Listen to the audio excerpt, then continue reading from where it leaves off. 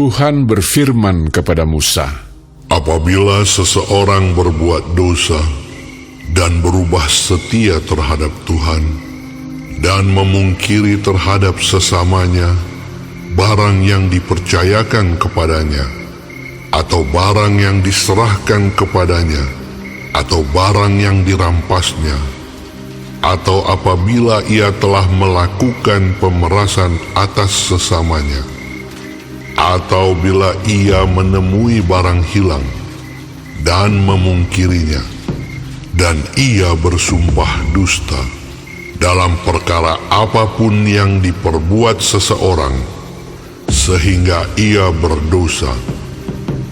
Apabila dengan demikian ia berbuat dosa dan bersalah, maka haruslah ia memulangkan barang yang telah dirampasnya, atau yang telah diperasnya, atau yang telah dipercayakan kepadanya, atau barang hilang yang ditemuinya itu, atau segala sesuatu yang dimungkirinya dengan bersumpah dusta. Haruslah ia membayar gantinya sepenuhnya dengan menambah 1/5. Haruslah ia menyerahkannya kepada pemiliknya pada hari ia mempersembahkan korban penebus salahnya.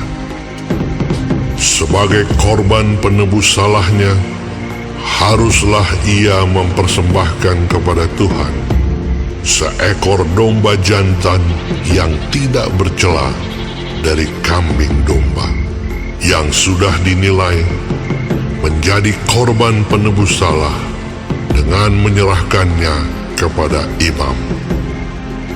Imam harus mengadakan pendamaian bagi orang itu di hadapan Tuhan, sehingga ia menerima pengampunan atas perkara apapun yang diperbuatnya, sehingga ia bersalah.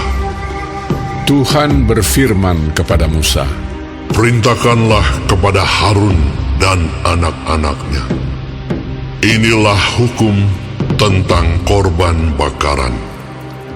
Korban bakaran itu haruslah tinggal di atas perapian, di atas mezbah semalam-malaman sampai pagi, dan api mezbah haruslah dipelihara menyala di atasnya.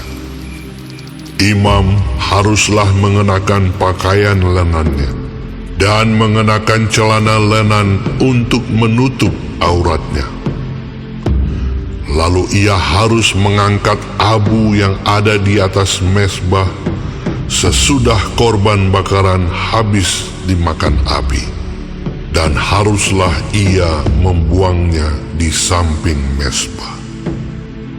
Kemudian haruslah ia menanggalkan pakaiannya dan mengenakan pakaian lain, lalu membawa abu itu keluar perkemahan ke suatu tempat yang tahir. Api yang di atas mezbah itu harus dijaga supaya terus menyala, jangan dibiarkan padam. Tiap-tiap pagi, imam harus menaruh kayu di atas mezbah, mengatur korban bakaran di atasnya, dan membakar segala lemak korban keselamatan di sana. Harus dijaga supaya api tetap menyala di atas mezbah. Janganlah dibiarkan padam.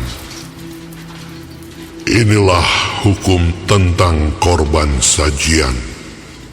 Anak-anak Harun haruslah membawanya ke hadapan Tuhan ke depan mezbah.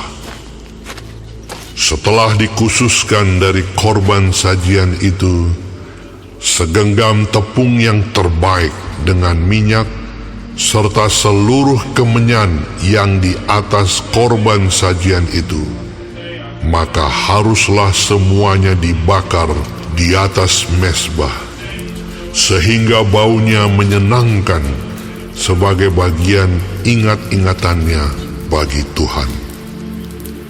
Selebihnya haruslah dimakan oleh Harun dan anak-anaknya. Haruslah itu dimakan sebagai roti yang tidak beragi di suatu tempat yang kudus. Haruslah mereka memakannya di pelataran kemah pertemuan. Janganlah itu dibakar beragi. Telah kuberikan itu sebagai bagian mereka daripada segala korban api-apianku. Itulah bagian Maha Kudus, sama seperti korban penghapus dosa dan korban penghapus salah. Setiap laki-laki di antara anak-anak Harun haruslah memakannya. Itulah suatu ketetapan untuk selamanya bagi kamu turun-temurun. Itulah bagianmu dari segala korban api-apian Tuhan. Setiap orang yang kena kepada korban-korban itu menjadi kudus. Tuhan berfirman kepada Musa, Inilah persembahan Harun dan anak-anaknya yang harus dipersembahkan oleh mereka kepada Tuhan pada hari ia diurapi. 1/10 eva tepung yang terbaik sebagai korban sajian yang tetap, setengahnya pada waktu pagi dan setengahnya pada waktu petang. Haruslah itu diolah di atas panggangan bersama-sama minyak. Setelah teraduk, haruslah engkau membawanya dan mempersembahkannya sebagai korban sajian. Sesudah dibakar dan berpotong-potong sebagai bau yang menyenangkan bagi Tuhan.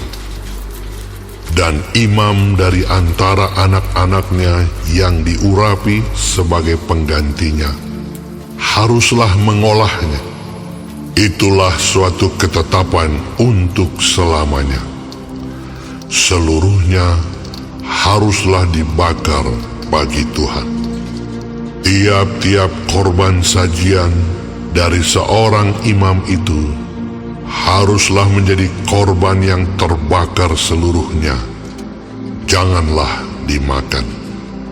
Tuhan berfirman kepada Musa demikian, Katakanlah kepada Harun dan anak-anaknya, inilah hukum tentang korban penghapus dosa.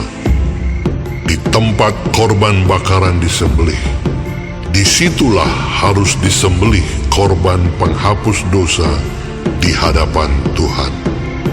Itulah persembahan Maha Kudus. Imam yang mempersembahkan korban penghapus dosa itulah yang harus memakannya. Haruslah itu dimakan di suatu tempat yang kudus, di pelataran kemah pertemuan. Setiap orang yang kena kepada daging korban itu menjadi kudus. Dan bila darahnya ada yang terpercik kepada sesuatu pakaian, haruslah engkau mencuci pakaian itu di suatu tempat yang kudus. Dan belanga tanah tempat korban itu dimasak haruslah dipecahkan, dan jikalau dimasak di dalam belanga tembaga, haruslah belanga itu digosok dan dibasuh dengan air.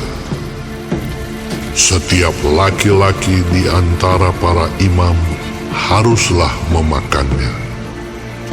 Itulah persembahan Maha Kudus. Tetapi setiap korban penghapus dosa yang dari darahnya dibawa sebagian ke dalam kemah pertemuan untuk mengadakan pendamaian di dalam tempat kudus, janganlah dimakan, melainkan dibakar habis dengan api.